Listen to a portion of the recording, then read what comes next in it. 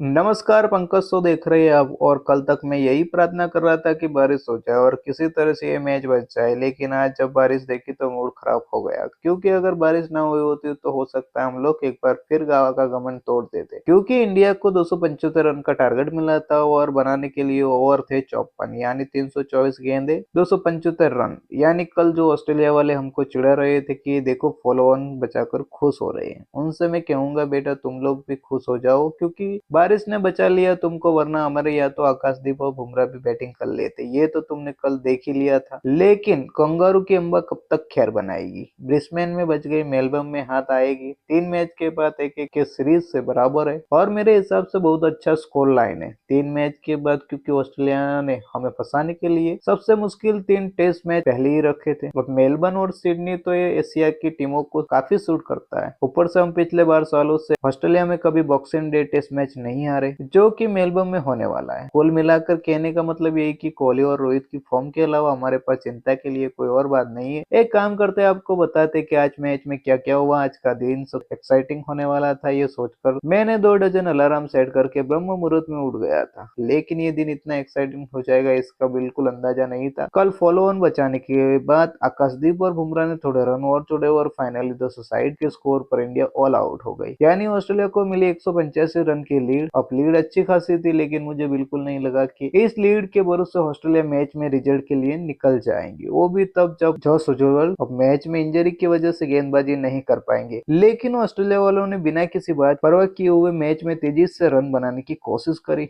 लेकिन जस्सी भाई के आगे कोई बोल सकता है क्या। बर्थडे बॉय उस्मान ख्वाजा को उन्होंने चौथी बार इस सीरीज में आउट किया और फिर इसके बाद शुरू हुआ विकेट कीपर और गेंदबाजों के बीच का खेल, क्योंकि उस्मान को छोड़कर ऑस्ट्रेलिया का पूरा टॉप ऑर्डर ऋषभ पंत को कैद कर गया। आकाशदीप को भी पिछले इनिंग में अच्छी गेंदबाजी का सिलाब की बार मिला और उन्होंने 2 विकेट लिए। और डीएसपी सिराज ने तो पिछली इनिंग के सेंचुरियन टिम स्मिथ और हिट को गिरफ्तार कर लिया। ऑस्ट्रेलिया की आधी टीम 33 आउट हो गई थी। हमें लगा 50 आते आते ऑल आउट ना हो जाए, लेकिन कैप्टन कमिंस और एलेक्स कैरी ने ऑस्ट्रेलिया का बोझा कैरी किया। 89 तक ले गई, 7 विकेट गिर चुके थे, 274 रन की लीड थी, तब उन्होंने डिक्लेयर कर लिया। यानी इंडिया को जीतने के लिए चाहिए थे 275 रन और मेरे हिसाब से ये टारगेट अचीवेबल था। और इस टारगेट को अचीव करने के लिए मैं रोहित शर्मा को ओपनिंग में देखना चाहता था, लेकिन जायसवाल और राहुल ही आए, जिन्होंने 13 गेंद में 8 रन बना लिए थे। लेकिन यहाँ पर खेल रोक दिया गया, यानी लाइट कम हो रही थी, इस वजह से बोला गया कि चलो चलकर चाय पी लो, उसके बाद देखा जाएगा। लेकिन जब तक चाय चल रही थी उस वक्त तक बारिश हो गई, और वो बारिश भी ऐसी थी कि चाय के बाद तक खत्म नहीं हुई और ग्राउंड भरता चला गया। इसके बाद फौरन बाद भर गई इंडियन क्रिकेट टीम की आंखें, क्योंकि खबर आ रही थी कि रविचंद्र अश्विन ने रिटायरमेंट अनाउंस कर दी। पहले ही ऐसा अंदाजा लगाया जा रहा था कि क्योंकि अश्विन की आंखों में आंसू दिखाई दे रहे थे और विराट उनको चप्पी दे रहे थे। थोड़ी देर के बाद की बात क्लियर हो गई कि अश्विन ने इंटरनेशनल क्रिकेट से रिटायरमेंट ले ली। समझ में नहीं आ रहा कि इस बात पर कैसे रिएक्ट करूं, क्योंकि आंकड़े तो यही कहते हैं कि स्पिनरों के देश में जहां पर बिशन सिंह बेदी, अनिल कुंबले, हरभजन सिंह जैसे गेंदबाज हुए, वहां पर अश्विन इन सबसे बेहतर निकले। चैनल को सब्सक्राइब करिए और फेसबुक पेज पे देख रहे तो फॉलो कर लेना।